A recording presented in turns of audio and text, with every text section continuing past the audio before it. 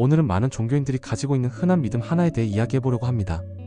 간절히 기도하면 반드시 응답받는다는 생각 말이죠. 이런 믿음이 과연 합리적인지, 그리고 이것이 어떤 문제를 가지고 있는지 한번 살펴보겠습니다. 먼저 이런 상황을 상상해보세요. 두 명의 암 환자가 있습니다. 한 명은 매일 밤새도록 눈물로 기도하고 다른 한 명은 가끔 짧게 기도합니다. 첫 번째 환자가 회복되고 두 번째 환자가 세상을 떠났다면 우리는 이것을 첫 번째 환자의 간절한 기도 때문이라고 해석해야 할까요? 반대의 경우라면 어떻게 설명할 수 있을까요? 이런 사고방식의 뿌리를 들여다보면 흥미로운 사실을 발견할 수 있습니다. 사실 이것은 기독교만의 독특한 사상이 아니라 인류 역사상 매우 오래된 종교적 패턴입니다. 고대 샤머니즘부터 현대의 다양한 민간 신앙까지 간절함의 정도, 응답의 확률이라는 공식은 거의 모든 문화권에서 발견됩니다. 한국의 전통 무속신앙을 예로 들어보겠습니다. 시성을 드릴 때 밤새 정성을 다하고 재물을 풍성하게 차리고 간절히 빌면 신령이 더 잘 들어준다고 믿었죠. 이런 믿음 체계에서는 인간의 노력과 정성이 신적 존재 행동을 좌우할 수 있다고 봅니다.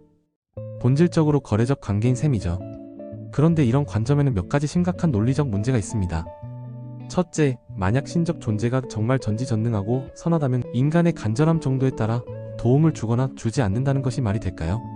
진정으로 사랑하는 부모라면 자녀가 간절히 부탁하지 않아도 필요한 것을 알아서 해주지 않을까요? 둘째, 이런 믿음은 결국 신을 일종의 자동 판매기로 만들어버립니다. 충분한 동전, 즉 충분한 간절함을 넣으면 원하는 결과가 나온다는 식이죠. 이것은 신을 인간의 욕망을 충족시켜주는 도구로 전락시키는 것입니다. 셋째, 이런 사고방식은 기도가 응답받지 못했을 때 개인에게 책임을 전가합니다. 당신의 믿음이 부족해서, 당신이 충분히 간절하지 않아서라고 말이죠. 이것은 이미 고통받고 있는 사람에게 추가적인 죄책감을 안겨줍니다. 역사적으로 보면 이런 간절함 응답 공식은 권력 구조를 유지하는 데도 사용되어 왔습니다. 지배층은 피지배층에게 더 열심히 기도하라, 더 간절해져라고 말하면서 현실의 불의와 모순에서 눈을 돌리게 했죠. 사회 구조적인 문제를 개인의 신앙심 부족으로 돌리는 것입니다. 그렇다면 기도나 종교적 실천에는 어떤 의미가 있을까요? 비종교적 관점에서 보면 기도나 명상 같은 행위는 심리적 안정감을 주고 자신의 가치관을 정리하며 내적 평화를 찾는 데 도움이 될 수 있습니다.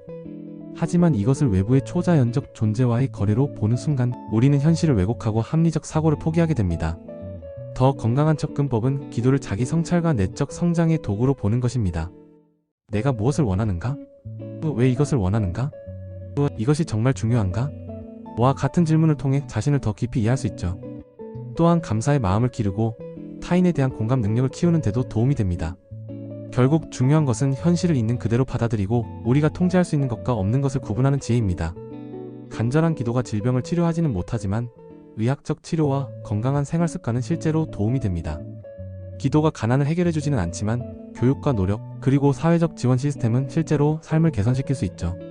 이것이 냉정하고 메마른 관점처럼 들릴 수 있지만 사실은 더 정직하고 건설적인 접근법입니다. 환상에 기대어 살기보다는 현실을 직시하고 실제로 가능한 방법들을 찾아가는 것이 더 성숙한 태도가 아닐까요? 물론 이런 관점이 모든 사람에게 받아들여질 필요는 없습니다. 종교적 믿음은 개인의 자유이고 많은 사람들에게 위안과 희망을 주는 것도 사실입니다.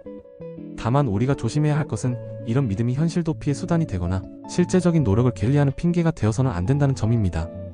그리고 무엇보다 중요한 것은 우리의 믿음이나 기도 방식이 다른 사람들, 특히 고통받는 사람들에게 추가적인 부담이나 죄책감을 주어서는 안 된다는 것입니다. 간절히 기도하면 응답받는다는 믿음은 종종 응답받지 못한 것은 당신 탓이라는 메시지를 암시하기 때문입니다. 결론적으로 기도와 종교적 실천은 개인의 선택이지만 이것을 현실 세계에서 일어나는 일들을 설명하는 맞는 공식으로 사용하는 것은 문제가 있습니다. 더 열린 마음과 비판적 사고를 통해 이런 믿음들을 재검토해보는 것이 어떨까요?